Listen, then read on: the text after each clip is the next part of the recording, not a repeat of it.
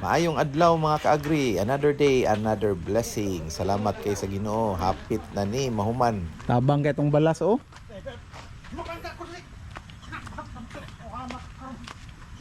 Tura. Naapatay mga stock diri mga kaagri nga kukulamber.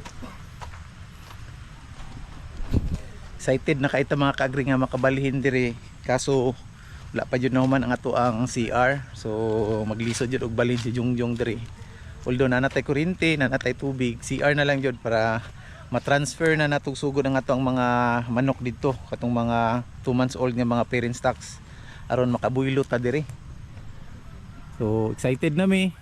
And hopefully pagkaabot nilag mga 3 months from now, mag-start na sila og pangitlog, then makaproduce na tag mga F1. So makabalik na tag sugod og pamaligya mga kaagri.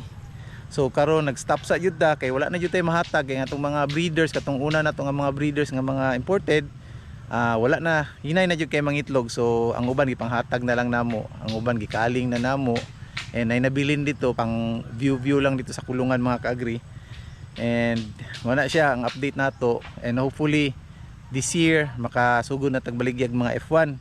So mo post lang mi diri sa ato ang page kung naanatay mga piso available. So i-update ta mo diri sa ato ang gitanom nga mga napier. Nindot kayo og tubo atong mga napier. Ara. Ara. Ubay na jud ang ni tubo. Paspas kaayo, nakatila og ulan.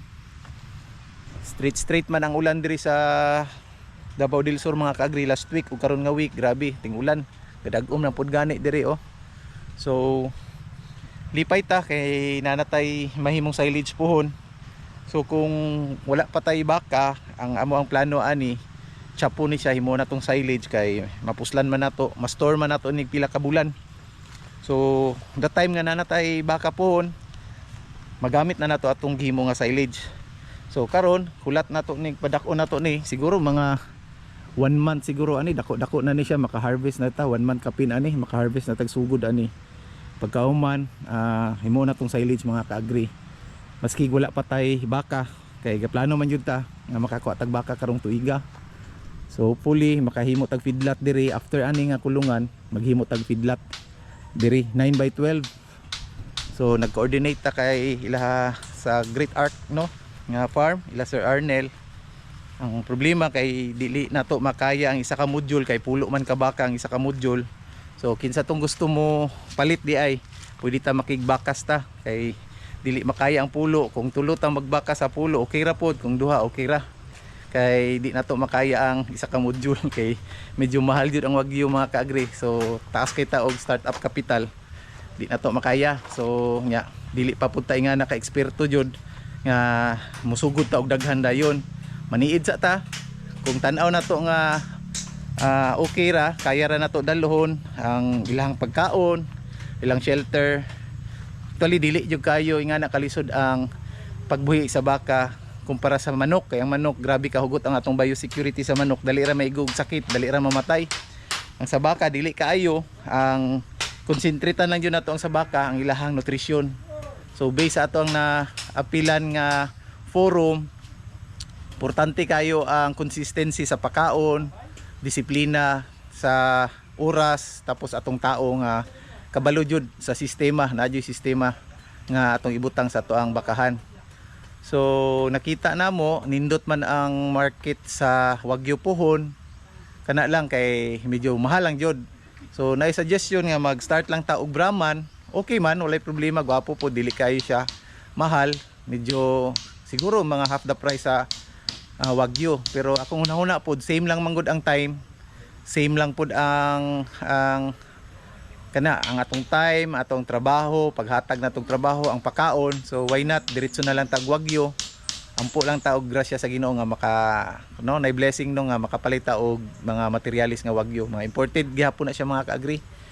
So ipakita nato diri nga maski ingani kagamay ang atong farm, dili kay siya ingana ka dako pila ka hektarya, mura og backyard setup lang, basta naalang tay sistema nga mabutang sa tua sa tuang farm, kaya ra jud. So ipakita nato mga kaagri kay for the past almost 6 years dito sa previous na to nga backyard farm.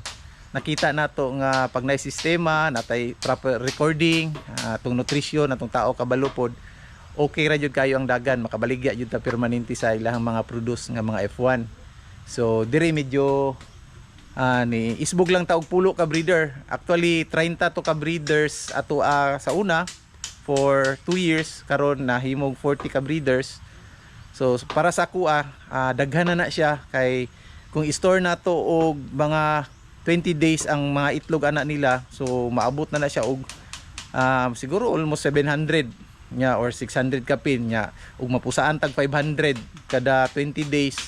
So medyo daghan na jud na siya mga ka-agri nga atong padagkuon, medyo dako na pud tag kapital ana. So dili ta magsubra sa 40 kay medyo bugat na kayo. So isa lang jud ka breed ang atong gibuhi kay para di ta maglibog nya nga to ang pag-market na to, dili pud libog kaysa daghan tag buhion. Buhi ta og D102, mubuhi ta og kanang White Leghorn, Black Australorp, unsa pa nang mga heritage. So far kana akong gibuhat sa una pero lisod pagbaligya, tapos daghan kaayo ba, daghan nya dili daghan klase pero dili dinaghan. Kasabot nako Black Australorp makabaligya ta og mga 20 ra ka buok, ang Rhode Island Red 50 ana, na paggahuman sa katong Barred Plymouth Rock na mamalit og 40 ka buok. So lisod, mas maayo pa nga isara.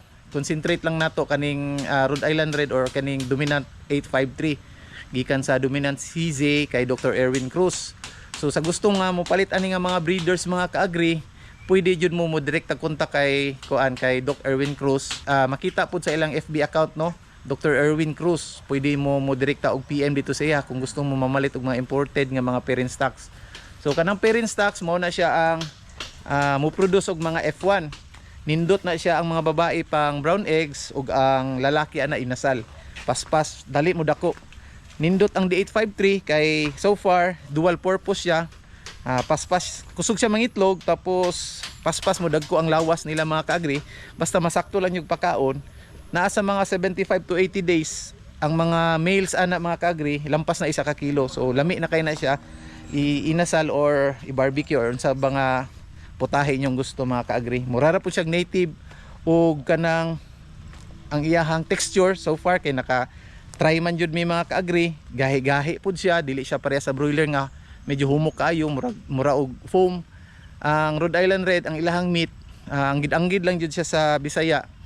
Tapos kanang medyo humok lang siya kumpara sa Bisaya kay bata pa man nga harbiso nato. So nindot siya, depende sa samino, depende po siya sa pagluto.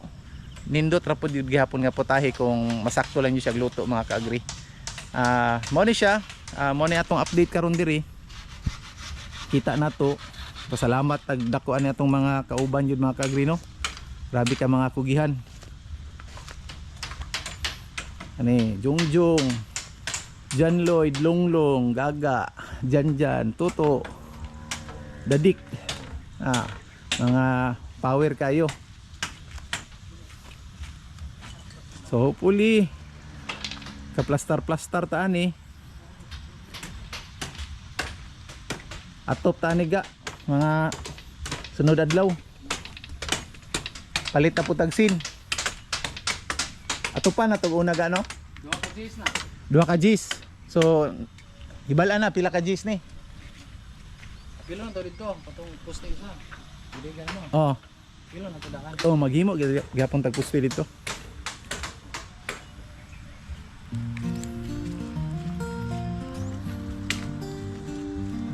Out in the fields where the sunlight shines, we plant our dreams one seed at a time.